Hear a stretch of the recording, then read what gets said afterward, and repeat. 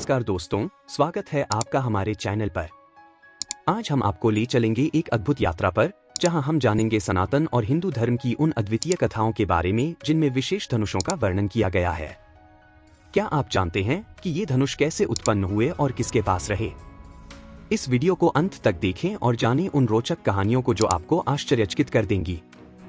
पिनाक धनुष, शिव का अपराजेय धनुष। हमारी पहली कहानी है पिनाक धनुष की। पिनाक धनुष भगवान शिव का धनुष था, जो उनके त्रिशूल से बना था। यह धनुष इतना शक्तिशाली था कि इसे धारण करना एक असंभव कार्य माना जाता था। इसका वजन और उसकी दिव्यता इतनी थी कि केवल परम शक्ति धारण करने वाला ही इसे उठा सकता था। कथा के अनुसार राजा जनक ने अपनी पुत्री सीता के स्वयंवर में इस धनुष को रखा और घोषणा की कि जो इसे उठाकर तोड़ेगा वही सीता से विवाह करेगा। कई राजाओं और वीरों ने इसे उठाने का प्रयास किया, लेकिन सभी असफल रहे। जब भगवान राम ने इस चुनौती को स्वीकारा तो उन्होंने एक ही झटके में पिनाक धनुष को उठा लिया और उसे तोड़ दिया।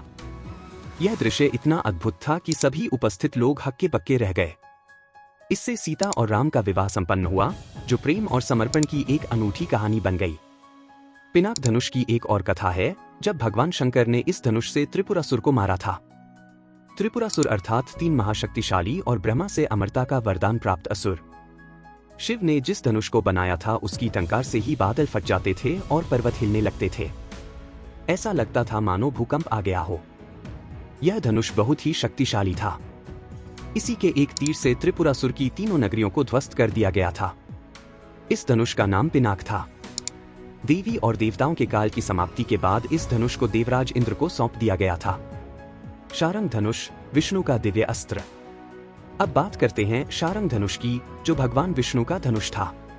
शारंग धनुष इतना तीव्र और शक्तिशाली था कि इसकी तुलना किसी अन्य धनुष से नहीं की जा सकती थी। इसकी दिव्यता के कारण भगवान विष्णु ने कई राक्षसों का संहार किया और धर्म की स्थापना की। महाभारत के युद्ध में जब भगवान कृष्ण ने अर्जुन का सारथी बनकर कुरुक्षेत्र के मैदान में कदम रखा तो उन्होंने शारंग धनुष को अपने साथ रखा। यह धनुष न केवल शक्तिशाली था, बल्कि इसका हर तीर धर्म की रक्षा के लिए ही चलता था। भगवान श्री कृष्ण सर्वश्रेष्ठ धनुर्धर भी थे। यह बात तब पता चली जब उन्होंने लक्ष्मणा को प्राप्त करने के लिए स्वयंवर की धनुष प्रतियोगिता में भाग लिया था। इस प्रतियोगिता में कर्ण, अर्जुन और अन्य कई सर्वश्रेष्ठ धनुर्धरों ने भाग लिया था। द्रौपदी स्वयंवर से कहीं अधिक कठिन थी लक्ष्मणा स्वयंवर की प्रतियोगिता। भगवान श्री कृष्ण ने सभी धनुर्धरों को पछाड़कर लक्ष्मणा से विवाह किया था। हालांकि लक्ष्मणा पहले से ही श्री कृष्ण को अपना पति मान चुकी थी, इसीलिए श्री कृष्ण को इस प्रतियोगिता में भाग लेना पड़ा। श्री कृष्ण के धनुष का नाम शारंग था। शारंग का अर्थ होता है रंगा हुआ, रंगदार, सभी रंगों वाला और सुंदर। कहते हैं कि भगवान श्री कृष्ण का यह धनुष सिंह से बना हुआ था। हालांकि कुछ मानते हैं कि यह वही सारंग है जिसे कर्ण की तपस्या स्थली के बांध से बनाया गया था। गांडीव धनुष, अर्जुन का वीरता का प्रतीक। अब आते हैं गांडीव धनुष पर, जो अर्जुन का धनुष था। यह धनुष ब्रह्मा ने बनाया था और बाद में देवराज इंद्र ने अर्जुन को दिया था। गांडीव धनुष का महाभारत युद्ध में एक विशेष स्थान है। यह धनुष अद्वितीय शक्तियों और तीव्रता से भरा हुआ था और इसके तीर कभी लक्ष्य चूकते नहीं थे। अर्जुन ने इस धनुष का प्रयोग करते हुए कई वीरता भरे कार्य किए। महाभारत के युद्ध में अर्जुन ने गांडीव धनुष के माध्यम से अपने शत्रुओं पर विजय प्राप्त की। यह धनुष उसकी वीरता, धैर्य और अनुशासन का प्रतीक बन गया। कहते हैं कि कण्व ऋषि कठोर तप कर रहे थे। तपस्या के दौरान उनका शरीर दीमक द्वारा बांबी बना दिया गया था। बांबी और उसके आसपास की मिट्टी के ढेर पर सुंदर गठीले बांस उगाए थे। जब कण्व ऋषि की तपस्या पूर्ण हुई तब ब्रह्मा जी प्रकट हुए। उन्होंने उन्हें अनेक वरदान दिए और जब जाने लगे तो ध्यान आया कि कण्व की मूर्धा पर उगे हुए बांस कोई सामान्य नहीं हो सकते तथा इसका सदुपयोग करना चाहिए। तब ब्रह्मा जी ने उसे काटकर विश्वकर्मा को दे दिया और विश्वकर्मा ने उससे 3 धनुष बनाए, एक पिनाक, शांगग और गांडीव। इन तीनों धनुषों को ब्रह्मा जी ने भगवान शंकर को समर्पित कर दिया। इसे भगवान शंकर ने इंद्र को दे दिया। इस तरह इंद्र के पास पिनाक धनुष, फिर परशुराम और फिर बाद में राजा जनक के पास पहुंच गया, लेकिन गांडीव वरुणदेव के पास पहुंच गया।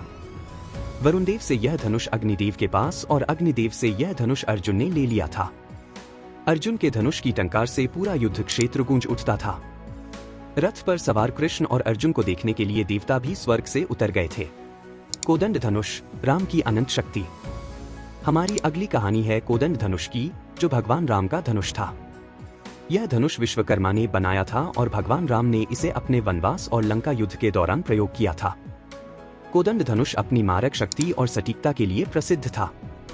भगवान राम ने इस धनुष से कई असुरों का संहार किया और धर्म की स्थापना की। कोदंड धनुष का प्रयोग करते हुए भगवान राम ने रावण के साथ लंका युद्ध में अद्वितीय वीरता दिखाई। यह धनुष उनके धैर्य, साहस और न्याय के प्रतीक के रूप में प्रसिद्ध है।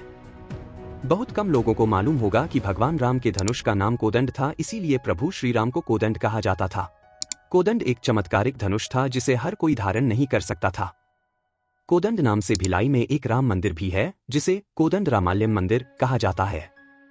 भगवान श्रीराम दंडकारण्य में 10 वर्ष तक भील और आदिवासियों के बीच रहे थे। कोदंड एक ऐसा धनुष था जिसका छोड़ा गया बाण लक्ष्य को भेद कर ही वापस आता था। विजय धनुष, कर्ण का पराक्रम। हमारी आखिरी कहानी है विजय धनुष की, जो कर्ण का धनुष था। विजय धनुष भगवान परशुराम ने कर्ण को दिया था और यह धनुष इतना शक्तिशाली था कि इसका सामना करना लगभग असंभव था। महाभारत के युद्ध में जब कर्ण ने इस धनुष का प्रयोग किया तो उसकी तीरों की शक्ति ने दुश्मनों को हिलाकर रख दिया। कर्ण का पराक्रम और उसकी वीरता इस धनुष के माध्यम से स्पष्ट होती थी। विजय धनुष का अद्वितीय महत्व यह था कि इसे तोड़ना या नष्ट करना असंभव था। इस धनुष का हर तीर इतना शक्तिशाली था कि वह किसी भी शत्रु को हरा सकता था।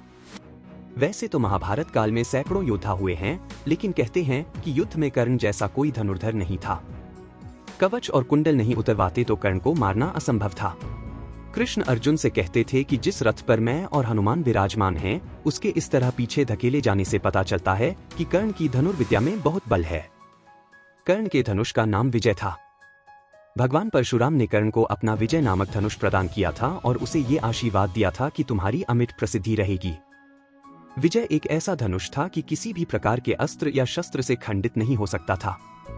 इससे तीर छुटते ही भयानक ध्वनि उत्पन्न होती थी। तो दोस्तों, यह थे हमारे सनातन और हिंदू धर्म की अद्वितीय धनुषों की कहानियां। हमें उम्मीद है कि आपको यह वीडियो पसंद आया होगा। अगर आपको यह वीडियो अच्छा लगा हो तो इसे लाइक और शेयर जरूर करें। और हाँ, हमारे चैनल आजी टॉक्स को सब्सक्राइब करना न भूलें ताकि आप हमारे आने वाले रोचक वीडियो मिस न करें।